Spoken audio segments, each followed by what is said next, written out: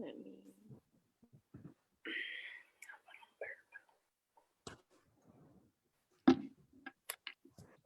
Hello, everyone, and welcome to Starting Point. I'm going to go ahead and share this on my Facebook page. I know all of the lovely ladies that are on are sharing it on their Facebook page as well. Please come on in. If you're watching, let us know that you're watching in the comments below. Say hello so that I can shout you out. I wanted to let you know that I see you watching and I appreciate you watching. If this is your first time, you should know that Starting Point is a virtual living room where we talk about facing our fears. We talk about faith.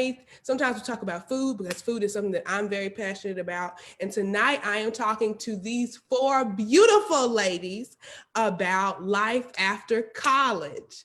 You may ask, why am I talking to them about life after college? I told you guys earlier this week about the OMA. Office of Multicultural Affairs at SFA. It is where I met all four of these ladies. I remember after my best friend graduated from SFA, I was there alone.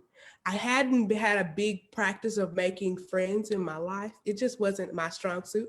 So I walked up to them as they were sitting in the OMA and I was like, I need some friends. Here is my opportunity. That is exactly how I was introduced to them.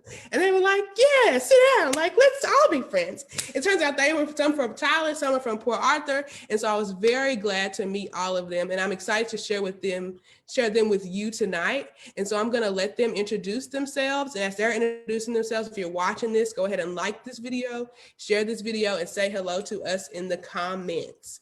And so I'll hand it over to you guys, ladies, to introduce yourself. Alrighty, I'll go first. So my name is Kourtney Guthrie. I am 25 years old, and for a living, I am a mental health clinician.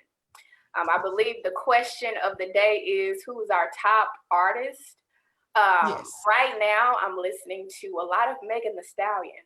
So yeah. Come on. Don't judge though, but yeah. Judge me. Okay. I'll go next. My name is Shanice Kendrick. I am 28. I work as a discharge coordinator at Rusk State Hospital. And I listen to a lot of Summer Walker, her. I've now come fond of somebody called K-Ron. Couldn't tell you who he is, but I like his music. Oh, and huh? Who said something? Okay. Well, other than that, I don't really have another two. That's who I'm on right now. And podcasts. Hold on, Shanice. Podcasts. Can you start again? Again? Yes. Okay, hi everyone. I'm Shanice Kendrick. I am 28 and I work as a discharge coordinator at Rusk State Hospital. And my top three, because I don't know five, are Summer Walker, her, and I like somebody, I don't know if he's new, but it's called K-Ron. He's called K-Ron. Oh, I never heard of him before. Yeah, I like his music. Really Hi, everyone. My name is Nytesia Ross. I'm 25 and I'm currently a digital content producer for XQ Institute. My top artist would be off rip, Jasmine Sullivan. I bet she been on replay. Pick up your feelings. It's a message. It's a message. J. Cole and the Walls Group. So yeah. Nice. Okay, so I guess it's my turn. So my name is Kiona. I'm from Port Arthur, Texas. I'm 26 years old, and I currently work at a pain management clinic. I'm a medical assistant at a pain management clinic at the Southeast Texas Medical Center. And right now, according to Spotify, my top 5 artists are Ari Lennox, Lucky Day, Brent Fires, Lion Baby. Yeah, I don't know if y'all know who Lion Baby is. That's Vanessa Williams' daughter. And I don't remember who my 5th artist is, but yeah, those are my top 4 right now. Nice. I would imagine that yours would be Ari Lennox. I feel like you remind me of her in some ways, just a little. Like there's, I don't know why. Maybe I do know why, but I feel like you do remind me of her. So yeah. So we're talking tonight, if you haven't read in the caption above, we're talking tonight about life after college. We're talking about adjusting to adulthood. We're talking about mental health. We're going to be talking about so many more things. We're going to try to keep it to an hour and a half. We don't know how that's going to happen, but we're going to do our best to keep it to an hour and a half. So if you haven't already, let us know that you're watching in the comments below by saying hello to us. And I'm going to introduce why we're talking about this. We're talking about this because I currently work at a college and I see seniors come in on a regular basis to my office and are stressed about graduating. They stressed about graduating. They don't know what they need to do after they graduate. Did they pick the right major for these past 4 years? Like, they don't know what life is going to be like after they graduate. And I have to talk them down from the edge quite often. And I know when I graduated from college, it was kind of like you never really feel like an adult. Even at 28, I don't feel like an adult. I still feel like I don't know what's going on in the world. And I'm just out here trying my best to figure it out as best I can. And so I want to give people some realistic expectations of facing that fear of transitioning from college, because you do really develop a whole new identity. It's like you're not a student anymore. I remember the first summer after college, I was like, it's summertime, but I still got to go to work. Like, this is my first time having to do that. And so processing through that can be difficult. But we're going to start. And my first question, ladies, is what was your favorite part about college? Anybody that wants to start that can. What's your favorite part? I think I can. I think we all probably would say the OMA. I'm gonna hit on it quickly. My favorite part about the OMA is just meeting a group of people that were like me. Coming on a college campus, especially a PWI, it is very hard for people to find their people. And I feel like going into the OMA was an easy way for me to do that, because there was so many people like me who were looking for people like you, Jazz. Like, we all need friends, and let's mingle and see if we get along, and we did. And there I learned so many lessons. I got involved in NAACP, which is where I got my wokeness from, if that's what we want to say. And just appreciating my Blackness while being involved in the OMA and in NAACP, appreciating our culture, being unapologetically Black, especially with the boldness that we show with fighting for or standing up for our civil rights on that campus, with it being a PWI, which can be kind of uncomfortable when you're there to blend in with the people and you have to stand up for something that you believe in or that's not going correctly. But I would have to say, yeah, that would be it. Even our events that we put on with NAACP and OMA that were for us and by us, that was a great experience, talking about things like sexual assault awareness and health in the Black community. Mental health in the Black community was awesome. Yeah. And just the responsibility of it all. Even being in those organizations, we were the leaders. We ran the organization. So we had to handle the business. And I think that taught us some good financial skills, good entrepreneur skills, because if you own your own business, you got to know how to handle the finances and keep your stuff running. We did that in NAACP. If y'all remember, when we went to Dallas, that conference, and we were having issues with the hotel and all that, we had to be responsible adults in that moment. That taught all of us a lesson in how to handle our business. So that was my favorite part, the OMA and NAACP. That's what's up. I would say the OMA is definitely my favorite too. Mm-hmm. Yeah, same. Like, when I think of my college experience, most of my college experience happened in the OMA or because of the OMA. That's where I met all of my friends. That's where I had like all of the events, almost anything I was ever involved in happened in the OMA. So yeah, when I think of college, I think OMA. That's what I think of. For sure. We had some deep talks in there, y'all. We did. Some deep talks, some light talks, some weird talks, all kinds of talks. So people got talked too much. That's the one, Shanice. Talk to sometimes people got so heated. Some people got so passionate that it was just, but it was so, it was such a great experience. Like, if anyone, I think for a lot of people, the OMA, like Kourtney said, was that safe haven. Like it was the safe haven for us. And if there was anything that made college worth it, it was the OMA, you know? So I would definitely echo what everyone else said. Obviously, this ain't sponsored, y'all. We just had a great time at the OMA. We're kind of biased, so we're a little bit biased.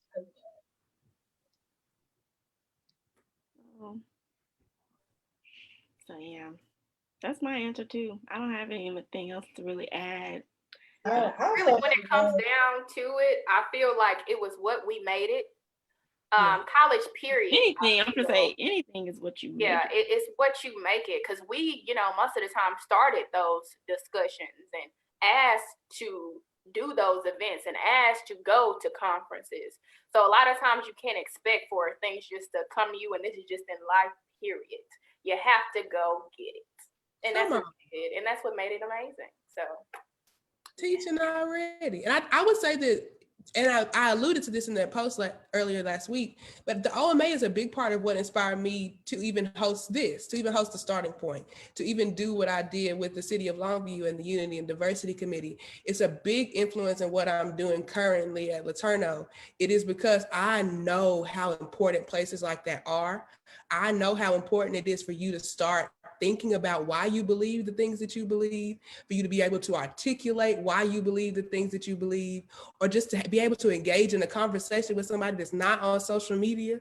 Because that was before we was locked away in our house for a long time. And now people can be very socially awkward, but you get to go into spaces like that and just be able to laugh and talk and conversate in a way that teaches you how to ask good questions, how to respond to good questions, and why you're proud of specifically being the Black person that you are is what I learned. And so, yeah, I'm glad that we can all agree that our favorite part about college was the OMA. But getting ready, approaching graduation, Kiona, let's give Kiona a round of applause too, because she's gonna get ready to graduate this week, girl. I'm so excited. But what were your expectations of life after college? Because I remember thinking that I never thought that being an adult was this difficult. Like growing up, I was just like, man, they just know what's going on. Like I don't know how I thought my mama knew.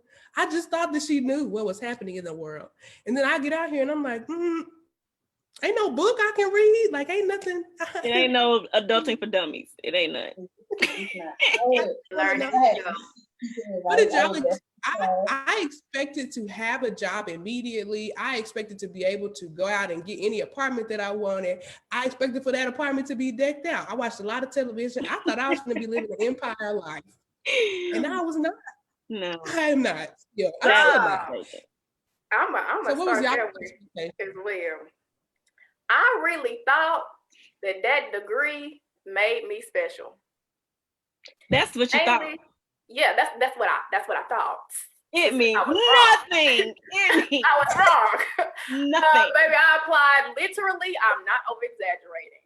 I applied to probably 100 jobs and was not getting any callbacks for like 6 months, maybe 7.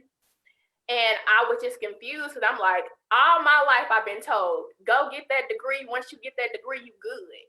Baby, I'm out of school and I'm like, okay, so where the jobs at? I have references. I have a decent little resume. They're like, sis, where's your experience? I'm like, I went to school, Right. We did an internship. Yeah, I did a little internship. No, ma'am, we need some solid work experience. And I didn't have it. And so for a while, I was kind of a little discouraged. I had some friends who, they got stuff immediately after graduation. I had others who didn't. But the big part was, thinking I was special and learning that I wasn't.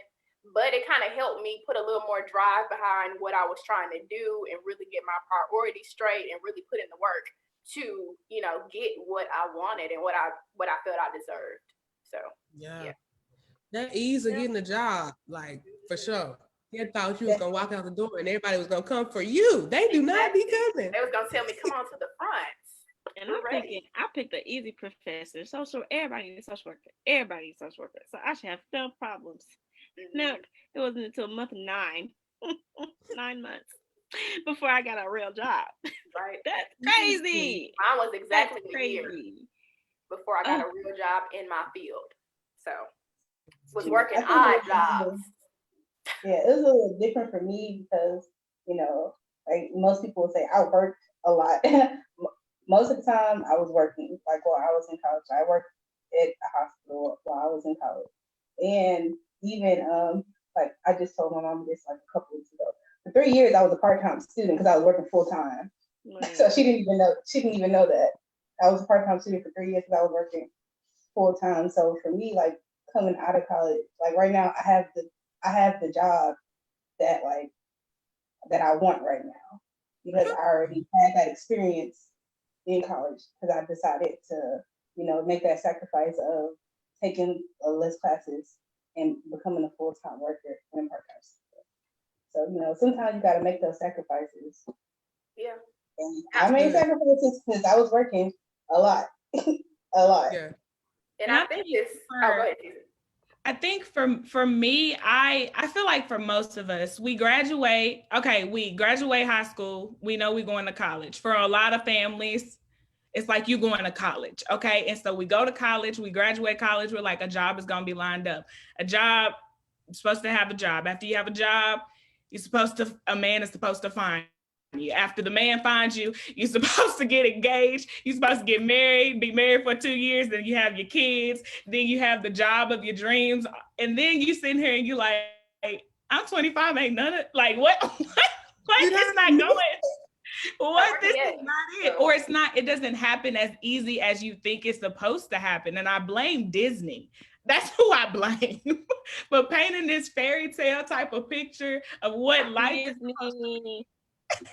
All them teenage shows, all of them.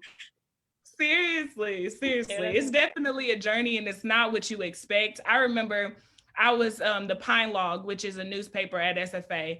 I remember seeing on the front page, it was a recent graduate with a sign that said, "I need a job." And the article was all about so many people graduating, and they couldn't find an opportunity. And it was just like, dang, like I've worked so hard for this one moment, and what, you know? So I thought that was real interesting. And it just tends to be a lot of people's stories, you know? Yeah. Because it says that like 53% of college graduates are unemployed or working a job that has nothing to do with what they went to school for after they graduate. And I think that is crazy. And so we're saying this not to deter you from going to college. If you would like to go to college, please do. But I'm saying this to give you realistic expectations of what it looks like to come out of college and think, like that you're special. To think that that degree is going to really shift things. If you haven't been putting in the work, and even if you have been putting in the work ahead of time, sometimes them doors still don't be opening. So be patient with yourself. If you have graduated recently, if you're getting ready to graduate, do the work and be patient with yourself. The door's gonna open up. But that, I think thinking about even the timeline that you're talking about, TC, is I really thought that I would have like 2 kids by now. That's what I thought when I was in high school. And I don't, I'm out here, this whole house is by myself. I just be in it, all quarantine.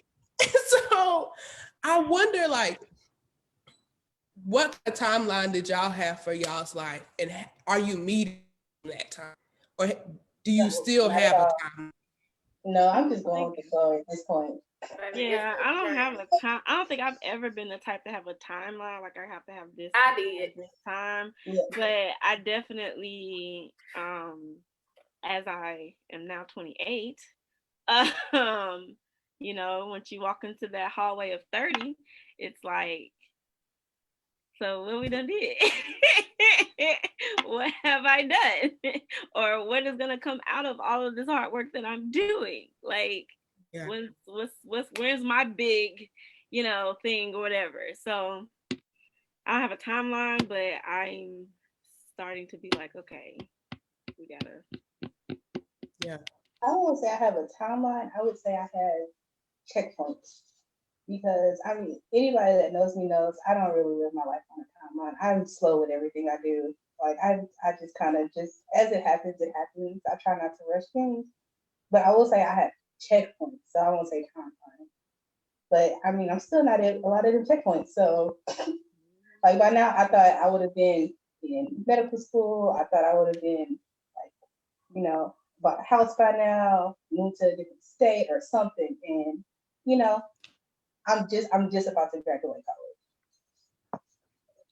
That's a big accomplishment, though. That's big. We gonna celebrate you all week because that's big. That is. I think for me, I had the timeline that I just mentioned. You know what I'm saying? Like I thought that was what life was supposed to be. But what I will say is that I've learned to give myself grace. I was like, Nytesia, listen, because I really graduated and I was like, okay, so I did take advantage of internships. Like I did. So when I graduated, I had a job pretty much lined up because of the opportunities I took advantage of during college, you know? But it was one of those things where I didn't know if is this really what I want to do, because I was really into sports. So I was like, well, let me try to look for jobs in the sports industry. But then I was like, am I just gonna sit here and wait for people to try to contact me, or should I just go with the opportunity that I have, which was not like, oh, let me just settle for this, because it has something to do with my overall gist of what I want to do in life, which is all about storytelling. And from a young age, I really wanted to produce my own talk show. So I was a news producer before I was in the position I am now, for everyone who doesn't know. But I was like, okay, well, don't look at it as settling. Don't look at it as that. Look at it as a pit stop. Like this is a settling is doing away with your expectations, doing away with your dreams, doing away with all of that. A pit stop is simply where you're like, okay, let me work with what I got. Let me do it well, because God done placed me here. And then whatever he brings into my life next, then let me take full advantage of that. And so I gained all the knowledge that I could in my previous job, which was great. You know what I'm saying? It's really contributing to what I'm doing now. But I think it's giving myself that grace that I needed, that I should have always gave myself in the beginning, but I'm just now learning how to do now. So yeah, that was for me. Yeah. Even talking to Shanice before this started, I think that starting to go to therapy too, that it's just like you learn so much about yourself, and you learn so much about what you don't have together that you thought you had together. Like that you thought you knew what was happening. You thought that you had a plan. And by having a plan, that meant that these things are going to happen. But you have to shift the way you think about everything and be like, all right, all I can do is put my best foot forward. All I can do is keep trying and give myself grace when I fall, to know that that don't mean that I'm not meant for this. That just means that I gotta try again, or I gotta try harder, or I gotta shift how I'm doing it. And so I wonder, for this wasn't a question that I wrote down, y'all, but I wonder what did that shift look like for you in your perspective in showing yourself grace? Or has that shift happened yet? How are you, when did it happen, and how did it happen for you? For me, it happened twice, and that was not passing my licensing. That's to pass that test is to, in my eyes, really get my career started, right? But I failed it twice, and I'm about to take it for the third time. And all I'm thinking about now is instead of like keeping it in my mind, like, oh my gosh, like I'm running out of time, or I'm not again going to pass this exam. If I do pass it, if I don't pass it, the way I'm starting to look at it now is that, okay, there's clearly another route you have to take before you pass that exam. There's something that is not yet lined, with God yet, in order for you to pass that exam. Because I feel like if I was to pass it, I would pass it by now. So I'm just looking at it now as if, like, okay, I'm just gonna take my time. I'm not gonna stop worrying about, oh, if you do pass it, if you don't pass it. If whatever happens, happens. And I know my career is gonna still excel the way it's supposed to, because following God's path and not my own, like, what if, what happened, what should have happened. You know what I mean? I'm letting go of it, of myself, from myself. Because I've been really hard on myself. Yeah. So. I mean, reasonably so. I think it makes sense to be hard on. I mean, not that it makes sense to be hard on yourself, but I'm saying that because I understand what it feels like to be hard on yourself. Because I'm even talking to my cousin, so she was like, "Jazz, I think you're scared to fail. Like you're scared of failing because if you fail, you don't know what that looks like. Like what's on the other side of that." And I think that shift in perspective, being able to know that like failure doesn't mean the end. Right. That failure doesn't have that negative connotation that I thought it had. That it just means that I gotta re-up and do something different. Like, exactly. That's what being an adult is. It's like that didn't work. And that's what being an adult is. It didn't work. Like, mine is just embracing that my journey is my own. It's not gonna look like Jasmine's. It's not gonna look like Ticia's. Ain't gonna look like Kiona's. Ain't gonna look like Shanice's. But just my journey comes with my own trials and tribulations. I grow, learn from them. I'm strengthened by them, and I just keep it pushing. That's it. So, yeah. That's good. Excuse me, y'all. I had to run up 3 flights of stairs to make it on time, so I'm just kind of okay. She like getting herself together. Okay. You girl. Yeah, but no, I just feel like everything happens for a reason. Everything happens at a specific time. I know, like for me, it was like when we were in school, I was applying for jobs. When we were living in our apartment, I was applying for jobs, and I was working at Taco Bell, and I was applying for jobs at the hospital. And it was this one job that I really, really, really wanted, and I got all the way to the end. I was like one of the last people to make like a finalist, you would say, and I didn't get the job. And then because I wanted the job because it was like somewhere in the hospital ducked off where I didn't have to talk to anybody. All I had to do was like make the announcements on the loudspeaker. And I was like, I can do that. I'm gonna be off now. I don't gotta talk to nobody. And so I didn't get the job. And then a week later, I got a call from a job I didn't even apply for. And it was a job for register in the emergency room. And I got that job, and it was the best thing that ever happened to me. Because I met so many people that I wouldn't have met if I had got the other job. And I was way more qualified for the other job than I was for the emergency room, but I made connections there and people that I still like keep in contact with. And when I finally do apply for medical school, or even when I apply for grad school, I can still contact them. And I have like references with doctors and PAs and like nurses and surgeons. And I would have never got the opportunity had I got the job that I really wanted. So like, that's how you keep moving sometimes. Yeah. Seriously. And it be in the moment, y'all. It be so frustrating. It be like, oh my gosh, like, God, you knew I wanted that. Like, you knew we was talking about it. I was praying about it. Come on now, you know? But then you realize after that, after you get past that moment, it was all working for your good.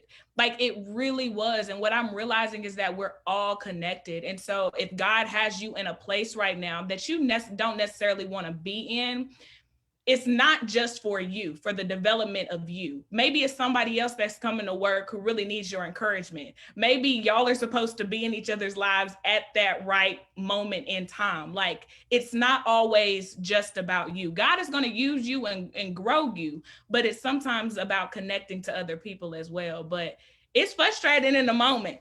But once you get past that, you know, things get a little easier.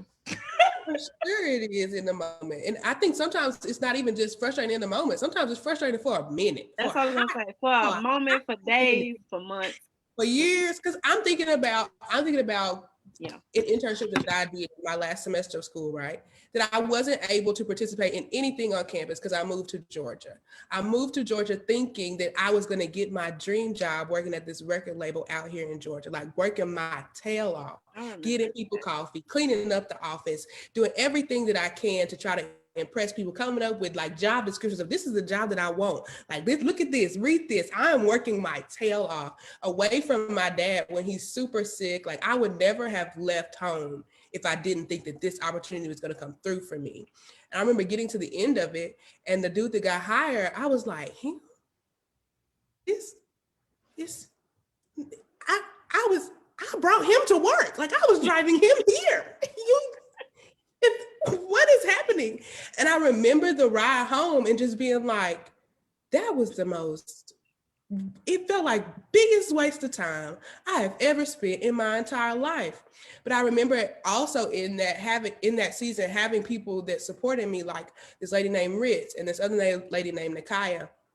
They called around to record labels around, and they were like, we got a girl, she works her tail off, and I think that she would be a good fit for this. And then getting a call from there, the CEO of that record label, and being like, Jazz, I want you to work for us. And me being like, that ain't what I wanted, but my God, look at me still with a job when I didn't think I was going to have a job that I'm able to work from home with my dad who is sick and still travel and do that. And I'm just thinking like, God, like, you don't be knowing what you need. That's the part, is that you don't know what you need. God knows what you need. He knows who to put around you to be able to offer you what you need. He knows what kind of support you need. And I'm so grateful to be able to say that I had that kind of support. And even if I didn't have those ladies that were in my corner, that I had my mom and my dad, and I had a home to go home to, that I had a place that was like, okay, if all else fails, I can still move in with my mama and stay with her. Like, if all else fails, like, this is still an opportunity for me, that I know that I'm not out here by myself. And if you are out there and you don't have that kind of support around you, like I am praying for you. And I know that's going to be some hard work. And I don't even know what to say, because I cannot fathom what it looks like to exist in a world where you don't have the opportunity to come home to somebody to say, girl, you was out there and you tried, but you come on, I'm gonna fix you something to eat, and you just gonna take a nap and try again tomorrow. And so I wonder, like, for y'all, what did it mean to you to have that kind of support of your family, or what kind of support did you have when you graduated to know that you didn't have to be out here in the world by yourself? Yeah, sometimes it's like you really don't, like, I know it took me forever to go back home. I know everybody was telling me to go back home. I see you smiling, Shanice, but it took a lot, because that's, it's like you feel embarrassed, and like it's like a pride thing, and it's like, it's, you feel like you're saying they couldn't make it, I couldn't do it. But like sometimes you need that support, and it's better to have it. Like, sometimes you just need to go home. I don't know who that's for, but it's for somebody. Sometimes you just need to go home. Sometimes you just need to go. You just need to go home. And it's like, now that like I did move back home, like I said, I have a great job. I have like all my family. If I need something, it's easier to like I can just go down the street and go to my aunt's house. I don't have to drive 3 hours to go see like my family if I need somebody or something. And it's different being in a close proximity to people than trying to like get that from afar. Yeah. And I couldn't do it, so I came back home. But now I have a stable ground to try again. So yeah, I agree with Kiona. I mean, I definitely was I was one of those that graduated and was like, okay, like, I've been living on my own for 6 years, so I can't live at home. So I did everything I could to get out of my parents' house.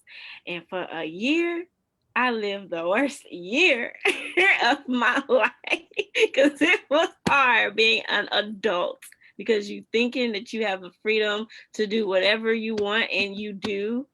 But there's things called responsibilities. There's things called keeping those bills, keeping some of those lessons and rules that your parents had you doing that didn't quite make any sense. Like, I could never understand why I had to be in a certain time, but now I realize, because I gotta go to bed so I can get up in the morning. You got to go to bed. You gotta go to bed. Like, that's why. Duh. Then you ain't gonna get up in the morning, and you ain't gonna get the money to take care of you. So you gotta go. Exactly. So no, you can't be all out willy-nilly in the night. No. You got places to be, because you got things to take care of. Take advantage of that your freshman and sophomore year. Take Yes. advantage of the irresponsibility your freshman and sophomore year. Because that's about the only time you have to be irresponsible and Right. mess up before it really affects your life. Yeah. Right. So if you're a freshman and sophomore, be responsible for the first year and learn the lessons from that. And be irresponsible, Kiona. No, really, because after your sophomore year, you don't have the privilege to be irresponsible anymore because your irresponsible decisions like really start affecting you after your sophomore year. Well, them irresponsible activities can affect you your freshman and your sophomore year. Oh, And yeah, it can that's affect you. You won't come back the next But- semester. And it can carry on. But it's less like, but you have a little bit more leeway like your freshman year and like your sophomore year because you got what 18, 19, and it's like you're still learning, but like after a certain point it's like okay. But like, yeah, how many people y'all know we went to school with Uh. that caught their lesson when they was supposed to? Remember, we recorded. Don't, Listen, y'all take- know. We're being recorded. I will say that you take Kiona's advice at your own risk. Just to do that. okay, so look, when I say irresponsibility, I think we talking about two different things. I think we talking about two I different get what things. you mean, but somebody that ain't that all the way there, they might take it the wrong way. Somebody said that I after get you. I know probation what will you bring think, you back but- to reality. Let me So tell you something. listen, it will, and it will. Get your life Well, right I would say, with Christ. get your life right, but don't be scared to have fun and make a few mistakes. Oh, Right. we was scared to have fun. Baby, I was saved all through college. Oh. This is where the live gets real. Because we were hot. Live. Because we on live. Okay. I mean, I was saved, but you know. We all live. We all saved. We all are. Woo. This is highly favored. Okay. We recorded.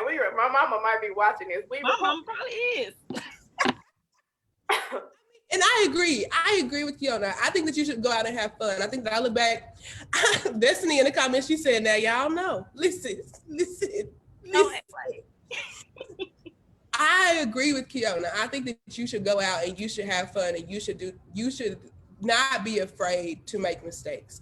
I do agree. I think that there is a level of knowing though, when you go out and you have fun and you're not afraid to make mistakes, that some of your actions will have consequences. That's all. But we just want to put that on there, that you make whatever choice you want to make. Know what choice you make may have some consequences. Right. That's teen pregnancy. See, I wasn't even talking about that. I was talking about like just staying up late in the dorm and not going to class in your 8 o'clock class. I was talking about something simple like that. It's important to have balance. Even with that, you guys, if you're about to go into college or if you're in college right now, some of these teachers are getting smart. I know with one of my classes, they said you could only miss 3 classes and then your grade dropped the letter grade. So them are the type of consequences you have to be aware of. So when I'm saying like, yeah, you missed out on this class because of this party, but then when you really sick and you can't get out of bed, you done made it to your 3rd absentee. Like you can't what you gonna do? Don't go out around exam times, important test times. Save your absences. Even if it's homecoming, you gotta sacrifice. Oh, Been there, done that. homecoming. If you really Homecoming, no. homecoming, you do all I had exams on homecoming. I'm trying to give them a gem. If you want to get through homecoming successfully, what you do is you go to your teachers the week before and you say, what is all due the week of homecoming? They will let you know. You do all those assignments the week before. If you have to stay up late, if you got whatever you got to do, because that way you have a whole week to do whatever you want to do. You ain't got to worry about no assignments. All you got to do is just try to get to class. Mm-hmm. That's it. Try. Try. It ain't. very best. I ain't gonna go. Because then you won't be behind. You won't miss nothing. You might be proactive, you guys. Shanice is telling you to be proactive. I'm telling them, be proactive though. That's Get good. all your work done beforehand. They'll give you your assignments beforehand because they know, they understand. They don't want that gives them more time to grade the papers. Yeah. That's good. I think that's gonna help somebody. That's gonna help somebody if you listen. Yeah, call your friends and tell them that this is for you. Be proactive. Don't be in these streets and then mess around and be on academic probation and not able to come back from that. Just be proactive.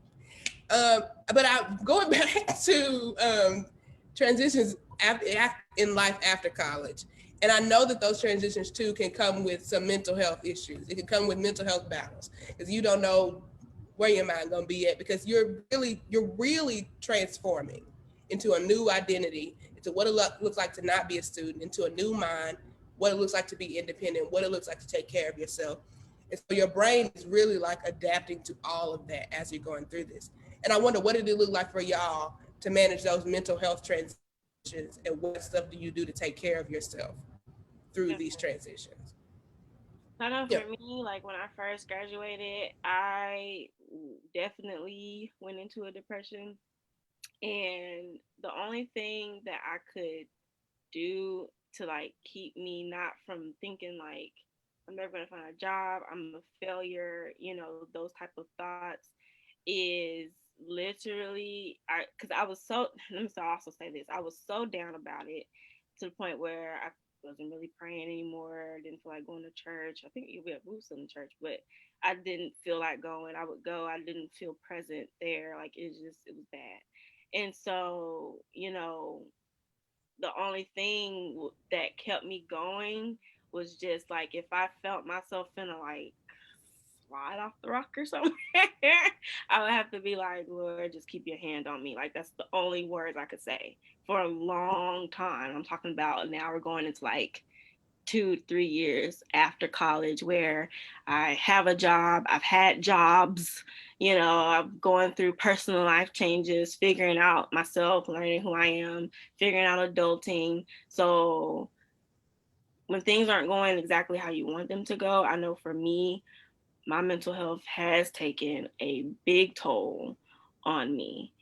So I'm just learning how to cope with that and get through the days really, because at the end of the day I have to start telling myself that things are not going to be the way they are the rest of my life.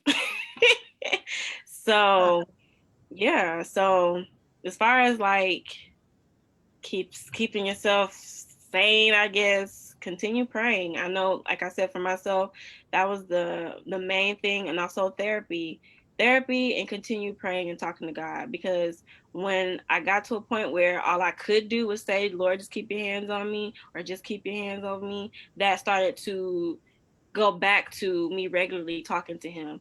Keep your hand on me. But Lord, make sure that I would add on to my words every day as things started getting better. So now I'm finding myself talking to him again, and that's been a lot better. Because that's good. yeah, I went into a bad depression. It was bad. Mine was very similar. I think this was the first time I was really like in a depression was after college. And I remember one day, because it was just irritating me being home every single day and feeling like I was doing nothing but applying for jobs and not getting responses. It was one day I was like in the bed, could not get out, and was like just crying. It didn't even know why I was crying. Like it was weird. But through that, what helped me was talking to God, praying, and then finding my way to cope, but in a healthy way. I started journaling a lot, writing out my feelings, because I'm not one to really just tell people my business and what I go through, even though that's not, a positive thing, especially in the line of work that I'm in. But I started, writing out what I was feeling on paper, reading it off to myself, and it just made me have a clear mindset. But also, I had to realize me sitting down doing nothing about it was not going to help. Faith without work is dead. So, with my praying and for God to bless me in this area, I had to keep doing the work. I had to keep applying, making connections with people, networking, and closed mouths don't get fed. I was asking people at my church, like, hey, if you know of anything, let me know. I had just joined a sorority, also communicating and networking with those people as well. But most importantly, I kept working. So eventually I knew that my work would pay off. And then also being faithful in God's word and knowing that he was going to provide for me was a big one as well. It's a big thing I just learned. Like, you cannot pray for things that you doubt about if you're praying for something, you got to be confident that it's going to happen, and God is going to grant, well, not grant you, but he's going to bless you. So yeah. Yeah, to piggyback off of what Kourtney said, like you can't pray for things you're not ready for either. Because you can pray for it and get it, and then you're gonna drop the ball. So if you're not ready for it, whatever it is, if you're not ready for it, it's not gonna be for you. Yeah. So And that's the part of being self-aware. Like if you're really self-aware, then you'll know, you know, I ain't gonna say what not to pray for, because I feel like you should still pray for all the things that you want, because it's gonna be on his time regardless. So even if you get it, you drop the ball, okay, yeah, you dropped the ball, but if he wasn't expecting that, because sometimes he gives you things too to also see what you can do with it, you know. So it's another lesson to get him the focus of your life, so that way he can use you. I think also for me, I've always, you know, wrote poetry and stuff. So that's the therapeutic way for me. But at one point, like it stopped and I was like, yeah, something's like extra wrong. Like, you know what I'm saying? But I think a big portion of why I'm able to get out of those times when I'm like just want to be by myself. I don't want to give it the name of depression. I don't know. It may be, I don't know. But when those times when I'm by myself and I'm really down, letting people, I am vocal enough to share that with the people that are around me. So I ask them to pray on my behalf. So I believe intercession for me has been a big thing. And when I am talking to God myself, I'm asking him, Lord, I want this, but if it's not in your will, I don't want it. Because I've literally grown to realize, like Kiona said, like if I'm praying for something I'm not ready for, like God is going to spend more time trying to heal me than he would have been preparing me for what is next. And so letting me be okay and sitting in that. But Lord, help me through that process. You know what I'm saying? Like, I need you. It was something that Kiera Shear said about men, but I think it applies to really anything. Like when you have a desire in your heart and you ask God, okay, well, hey, show me this sign, show me this. You have to also ask for him to take that taste out of your mouth from it. Like, yes, Lord, I want this and I want you to show me a sign, and you done showed me a sign. And then sometimes we go back into the same type of cycle. I done seen the sign, but I ain't doing nothing. So then your prayer has to change. It has to be, okay, Lord, I see the sign. Now take the taste out of my mouth. Take the desire out of my mouth. If that is not for me, Lord, let it not be for me. And so I think also like being very intentional with my prayers and asking God what I want, and also being vocal to the people that are around me so they can pray on my behalf was a good thing for me to do.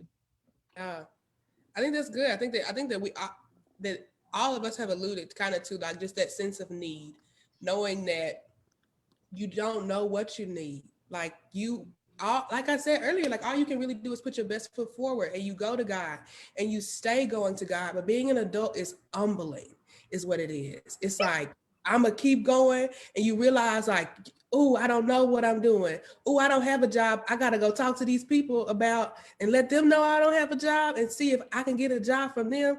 Oh, like Lord, but I want this, and knowing that this is something that you really want, but you know better than me. So let me put what I want down.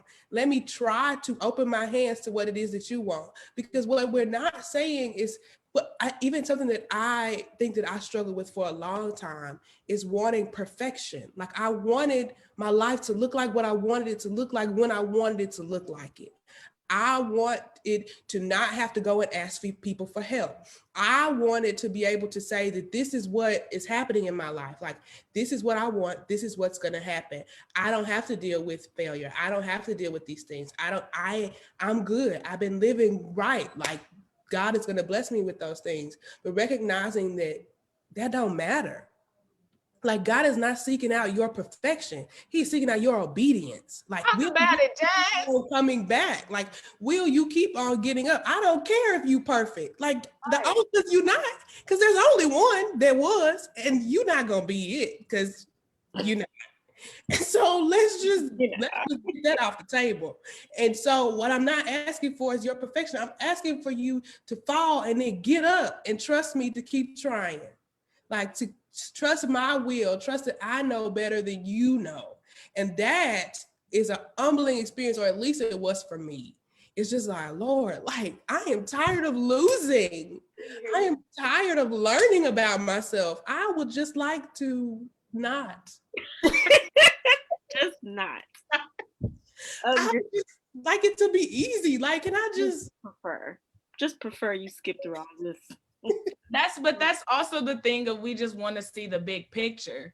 Like, we just want it so badly, and it's like, God don't give you the big picture ever, because we really wouldn't know what to do with it. First of all, like, we wouldn't. And there's things, journeys and lessons along the way that are necessary for you to get to that big picture, you know?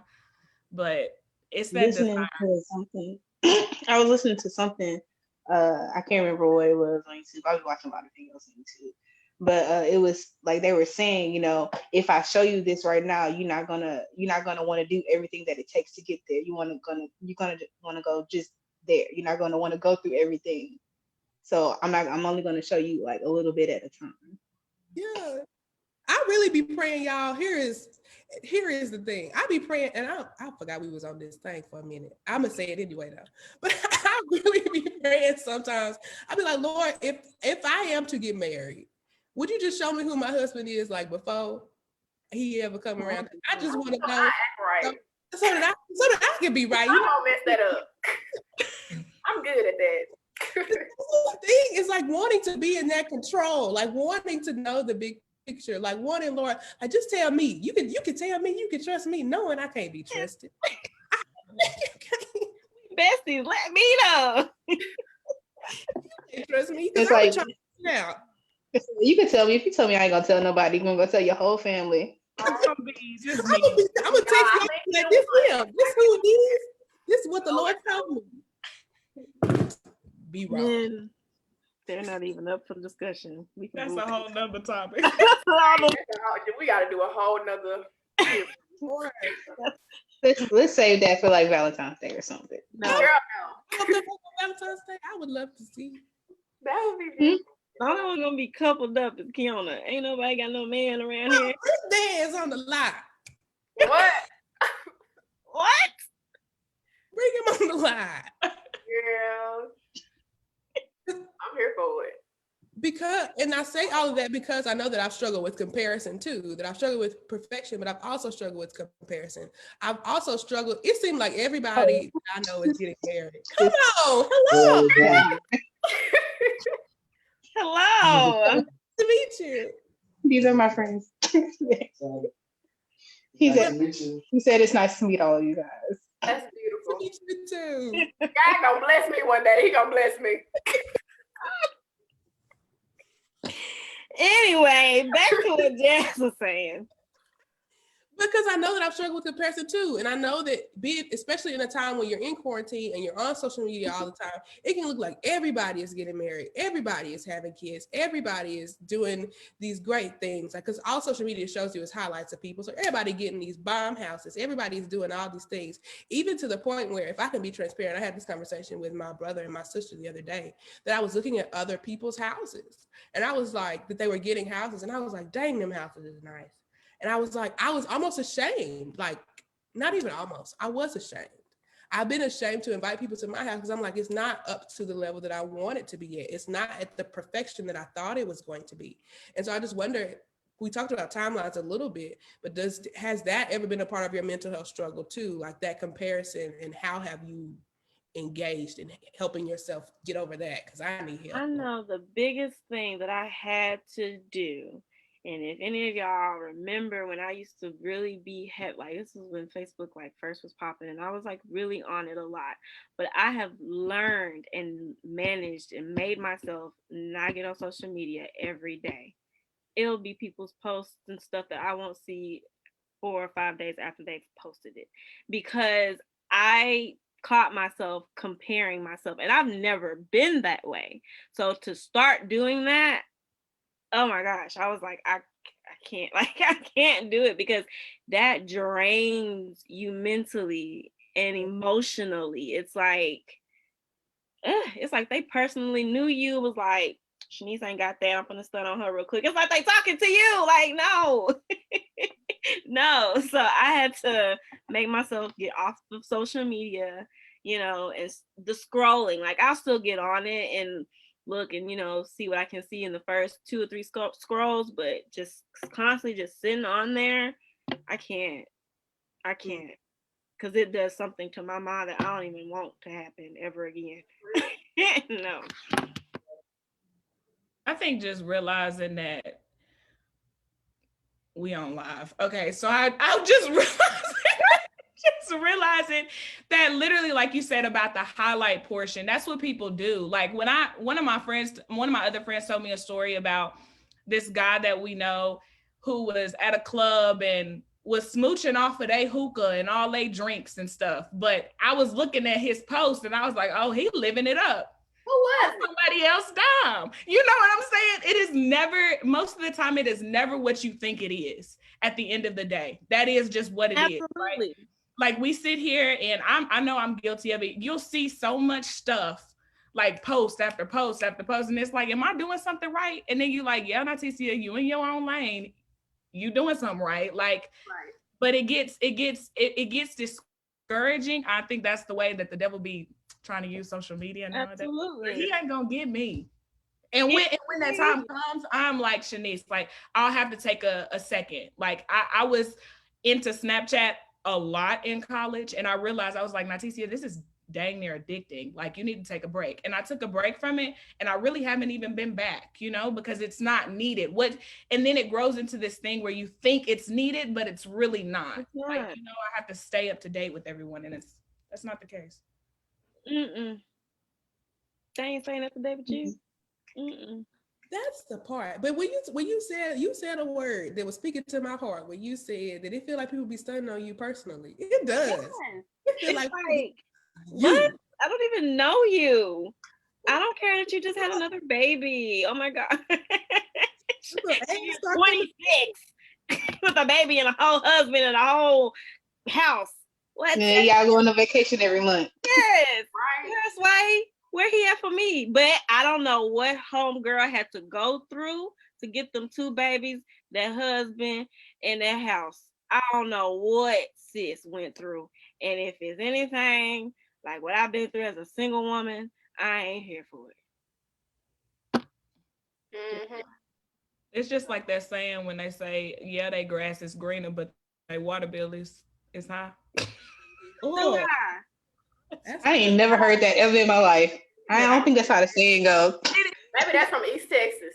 It is. I ain't never heard that in my I life. never heard the ending of East it. Texas thing. I heard no. What I heard is they grass might look greener, but it might be fake. I've heard that too. Yeah.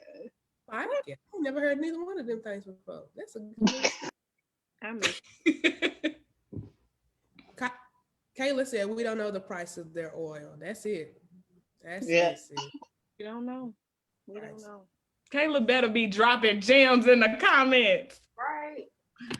I want to see the comments. I know. I know how you do that. I keep trying to pull the thing up, but my thing won't silence itself. And then I start having connectivity issues because it's using too much of the Wi-Fi.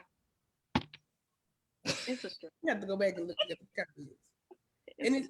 So my next question for y'all is, so we talked about transitions. We talked about taking care of yourself mentally.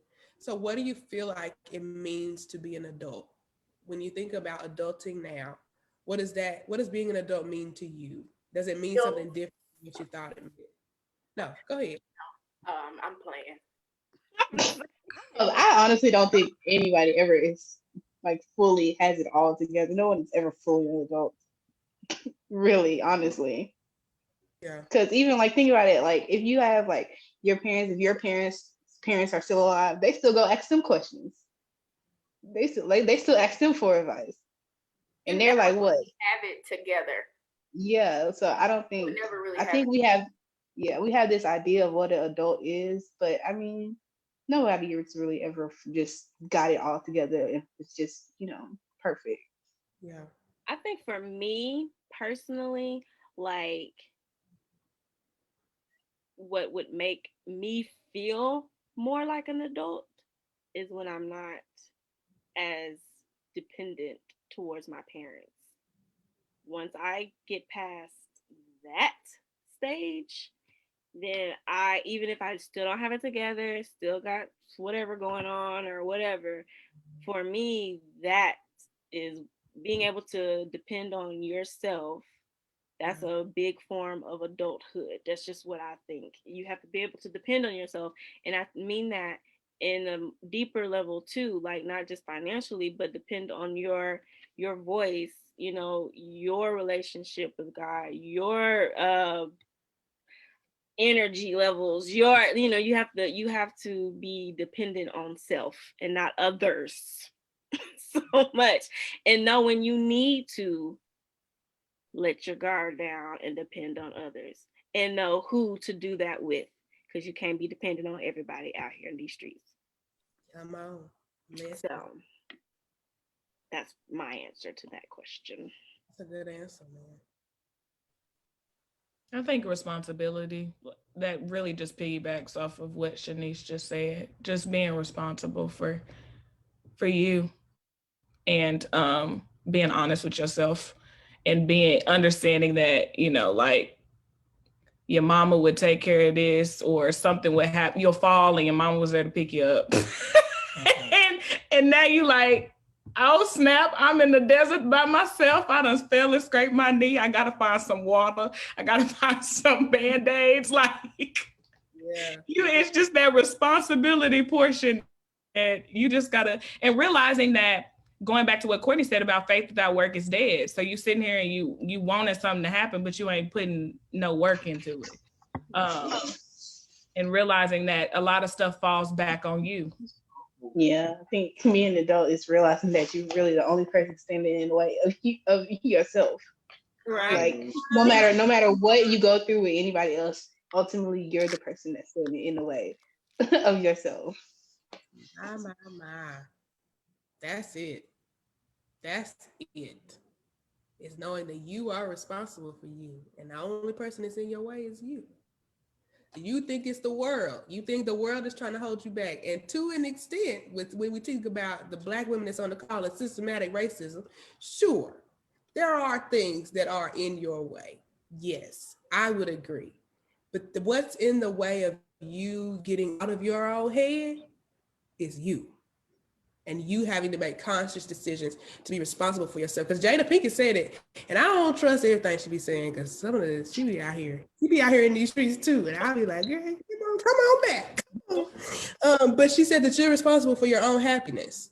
And that's the part, is that you're responsible for your life, that it's not going to be given to you, that you're not going to graduate and they're going to give you a job, that you're not going to want this life for yourself and it's going to be given to you. They ain't going to walk up and give you a car. That these are things that you're going to have to put your feet to the ground and say, I want this, and this is my plan for getting this, and I'm going to try, and I'm going to pray, and I'm going to hope that God does these things, that God opens these doors for me, and when he doesn't, then I'm going to believe that he has some other doors for me, and I'm going to be responsible enough with my faith that when things fall apart, I'm not going to feel like God is against me, because being a Christian doesn't mean that things will be perfect for you, that it doesn't mean that things will be given to you, that it doesn't mean that God is a genie that can grant your wishes, that it means that God is faithful and he will take care of you through the ups and the downs of it all. And that, because I thought for a minute that God was a genie, but I realize now that he is, not that I literally thought he was a genie, but I thought, Lord, I'm praying, I'm following these steps. Like, why is it not happening? But knowing that, like, to an extent, I am responsible. God gave me this dominion on the earth to do something. So what am I doing? Or am I hiding my talents under the ground and hoping that he gonna come back and accept them back the way they were? Exactly. Like, what you doing with what's in your hand? Right. That's the thing. Like, because I was in a thing, I was like praying, I was like, for an example, you praying for 5,000, but you don't know what to do with 500. Like, why would you ask God to give you that big of a thing when he's already planted some seeds in your hand, but you're not doing nothing with them? And it's like, then that's that responsibility part. Like, God, I have this, you've given me this. What can I do in this space, in this time, in this city, with this job, with these people? Like, what is it that I can do right now? Instead of just wishing away. And my granny has this saying of don't wish away today looking for tomorrow. Like, you have today. What are you doing with what you have today? Yeah, that's so good. That's so good. So we've talked about a lot of lessons, a lot of things that we've learned in adulthood. But for those, we talked to the people that are still in college. We told y'all to live y'all life freshman and sophomore year, to do it responsibly, but live your life. Um, I would like to know, what advice would you give to somebody that's getting ready to graduate?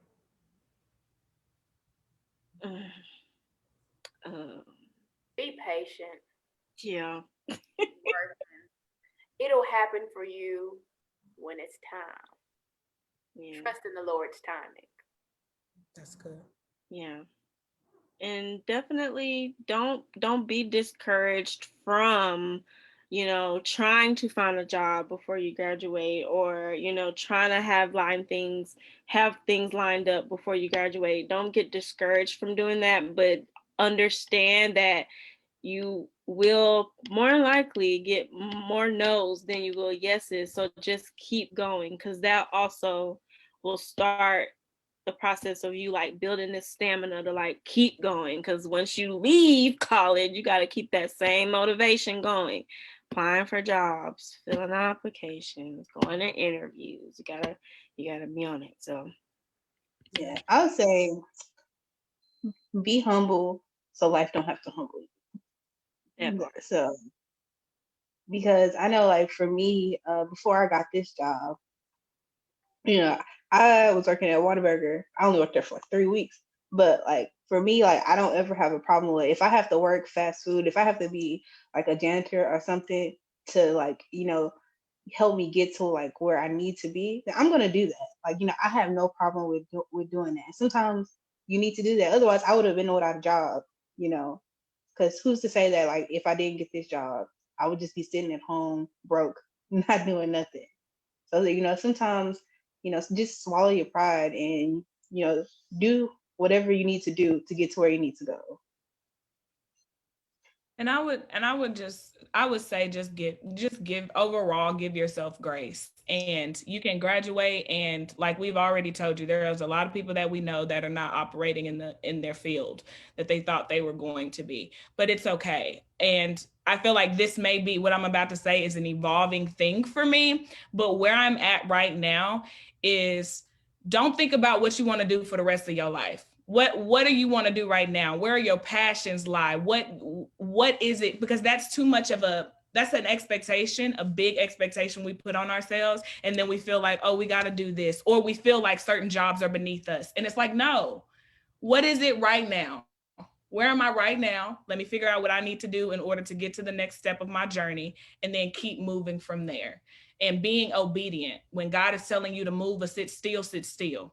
Because God has done that to me. He's like, don't go nowhere. And I had to decide whether I'm going to go against God or whether I'm going to do it by myself. So I think definitely understanding that, yeah, you might went to college to want to be a dentist, but you realize during the pandemic, my passion isn't there. It's okay. So where is your passion now? And let's figure out how to make that come into fruition. Yeah. So I have a question. This is a random question. And so it really just came to my mind, and I'm going to ask you guys, answer it how you want to. We've talked some about being able to hear from God. We've talked about like God telling us things, or following God and knowing what God wants. But if to somebody out here that may be wanting to follow God, but maybe they don't know what the voice of God sounds like. So they don't know what it means when you say that God says that he told you to stay. How have you learned to hear the voice of God? Because it may not all sound the same to everybody. Yeah, like I tell people, like I don't hear necessarily a voice. I think that's just the way that I say it, but I don't necessarily hear an audible voice in my ear saying, sit still. Like I don't get that. It's this, when I pray for discernment, and then I'm sitting here and I'm like, okay, I'd apply, and this may not be everybody's story, so do not take this as your own. But for me, I'm applying for jobs, and I should get all the jobs I'm applying for because I meet the qualifications, but realizing that I'm not getting them for a reason. And what is that reason? It got to be a God thing. Like, it has to be. If you mark all the check boxes, God is telling you no for a reason, for me. And so praying for those specific things and then giving myself room to be like, okay, well, what do those signs look like for me? Does it look like a rejection? Does it look like a person coming randomly and speaking to me about something? What does that look like? And it may look different from a variety of people. Some people hear God audibly. I've heard that before. Some people hear him and see him in a dream. Like, it can look differently. But I think getting into the word is a necessity. Knowing who you're praying to is a necessity. So it's just like you're in a crowd full of people, but your mama call your name, you know it's your mama. You know what I'm saying? It don't matter how many people in the audience, you know it's them, but you have to be close to that person and know that person for that to be the case. Yeah, like Nytesia said, I think it looks different for everybody. I know for me, like whenever like he speaks to me, it's always through another person. It's always through and it's always like a random person I don't know. Like for example, like a couple weeks ago, I went go pick up my cap and gown in Nacogdoches, and I went to a store, and I got in my car, and I couldn't find my credit card. So I'm looking for my credit card. Like an hour passed. I'm like crying. Because like I don't know how I'm gonna get home because I can't put no gas in my car. And like, you know, what if something happens? I don't have no money to do anything. And I was just crying.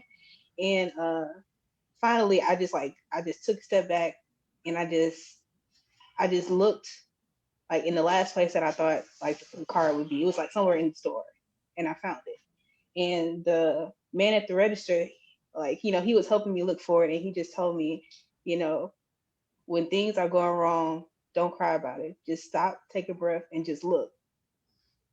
And I was like, oh. And but like stuff like that happens to me all the time. It's always like some random person is always like just like telling me something, and like that's how he speaks to me, through random people.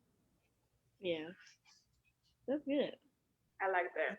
I know for me, it's like my own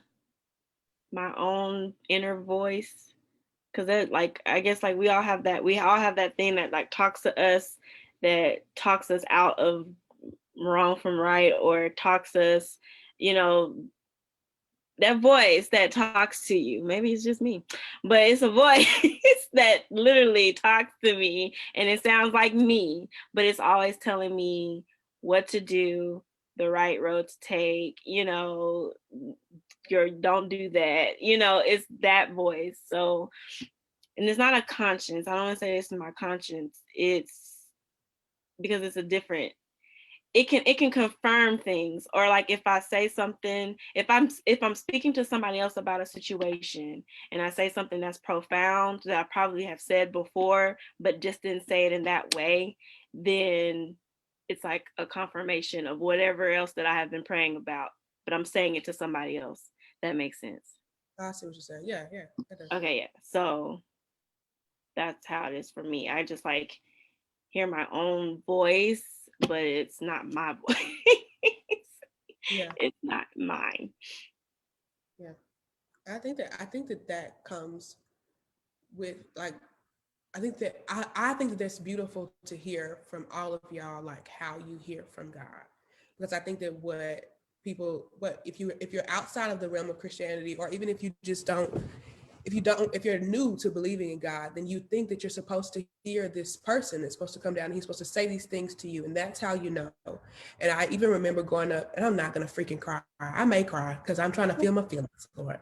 But I remember growing up and being around my dad, and him always being like, I'm waiting on God to tell me. I'm waiting on God to tell me. And him asking me like, what does it sound like to hear from God? Like, because he was 58. Like, I don't know what that means when people keep saying that. And recognizing that he had been hearing from God the whole time. It just didn't sound like what it felt like everybody was telling him that it should sound like. Yeah. And so knowing that whatever relationship that you have with God, and it is my prayer through conversations like these and through conversations that you have with churches that you get engaged in, or relationships that you get engaged in, or discipleship opportunities that you get engaged in, that you come to figure out what it sounds like for you to hear from God. That you get in the word of God so that you can recognize his voice, because he did give us an example. He did give us a way to be wise beyond our years. And that is by investing in his word and studying his word. And that means not just listening to a preacher on a Sunday, but sitting down with God on a regular basis and getting in front of him and saying, Lord, like, what are you saying about that? Asking him the questions that you want to ask him, because God is not intimidated by your sin because he died for it. He's not intimidated by your sin because he's wise. So let's not put these parameters on like how God can speak to you, but sit in front of him and say, God, like, this don't make sense.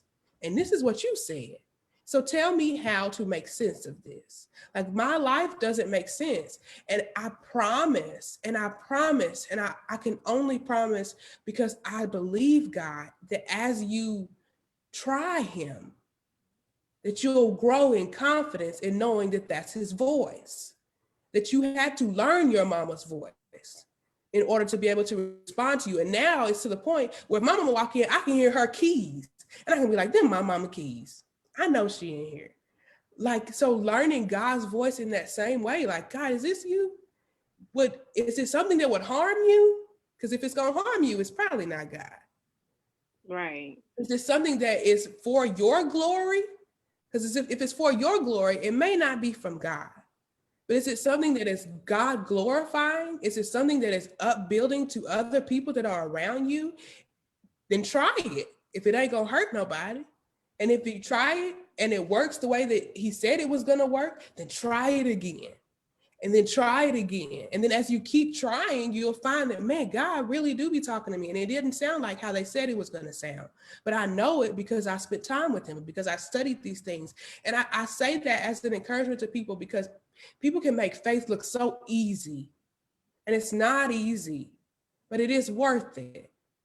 It is terrible and beautiful. And it is the hardest, easy thing that you'll ever do, because they say all you got to do is confess with your mouth, believe in your heart. All you got to do is trust God. But all you got to do is trust God. Trust God. Every time. Like, all you got to do is trust. But it's like, oh, that's all you got. Like, it's like, Lord, that is more difficult than you even feel like it is. And so, yeah, I want to be encouraging in that way to y'all tonight. Like, trust God, find out what his voice is for you. Get in community with people. Don't isolate yourself.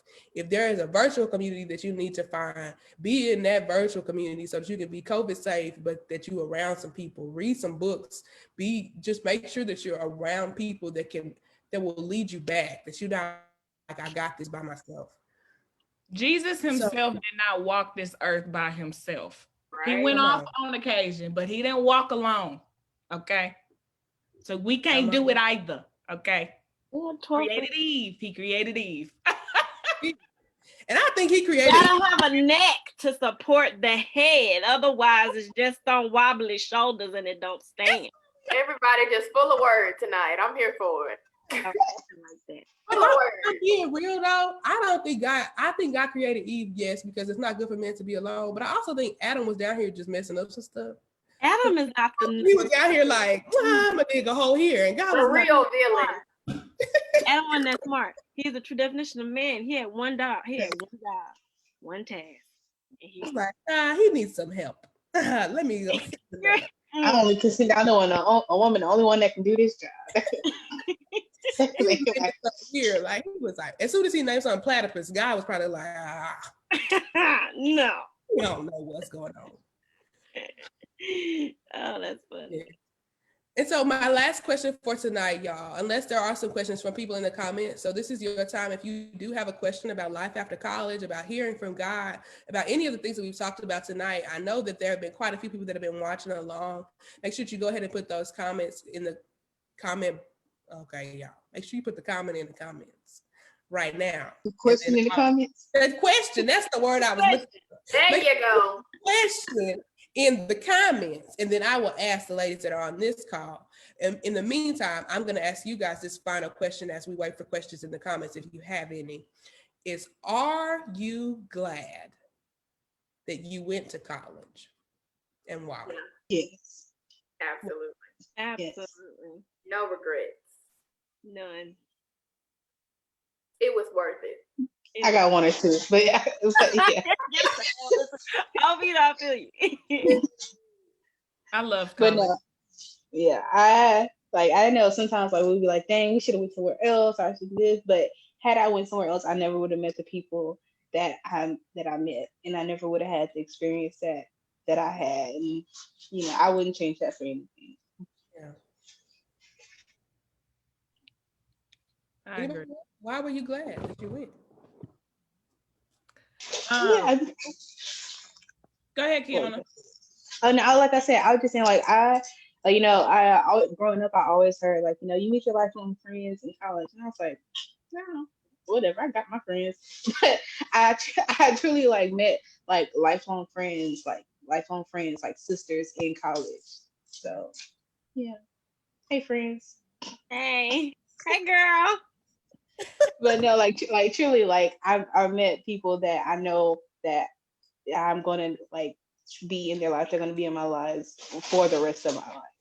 So And college is an experience. I mean, I ain't gonna say you have to go because it's not for everybody, but I feel like college is like the first step of you walking into an adulthood. It's like that's like your first step. You're kind of on your own. You're not all the way on your own. You're going to learn yourself out of high school. You're going to find yourself in messes and situations, and you have to figure it out and learn it and learn yourself. I think college, everybody should go, even if it's just for life lessons, seriously, because I feel like you can learn a lot about yourself in college. Not to say it's not going to change once you graduate college, because then now you have to go into young adulthood, but it does. You learn about yourself and what you can and cannot handle at that time, and I think it's awesome. I definitely learned. When you first go, you're like, oh, I gotta be everywhere. I gotta be at every party and everything. And I don't realize I'm not a party person. We're game night people. Like, that's what that is. And it is okay. It's fine. You know what I'm saying? Like, just knowing, like, or just going into college, being in dorms, with people that you don't know. Like, I didn't know my roommates, and then growing those relationships, and I'm still cool with those people, and then getting an apartment with your friends, and that in itself was a journey and an experience, and realizing that you don't have to go through life or this journey by yourself, and some piece of advice: get an apartment with your friends. Do not get an apartment